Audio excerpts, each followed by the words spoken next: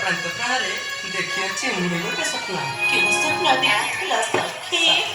ସଖୀ ଲଙ୍କାପୁରେ probation ପ୍ରଭୁ ଶ୍ରୀରାମ ଲକ୍ଷ୍ମଣ ସଖୀ ରାବଣ ସଙ୍ଗତେ ଘୋର ଯୁଦ୍ଧ ଆରମ୍ଭ। ସଖୀ ରାବଣକୁ ପ୍ରାଣରେ କରିଣ ବିନାଶ। ସଖୀ ସସମ୍ମାନ ଘେନି ଗଲେ କୁମ୍ଭଙ୍କୁ ଏଠାରୁ। ତୁ ସତର୍କ ହଉଚିଲ ତ୍ରିଜଟା। ସ୍ୱପ୍ନ ତୋର କିବା ହୋଇପାଟି ସତ୍ୟ।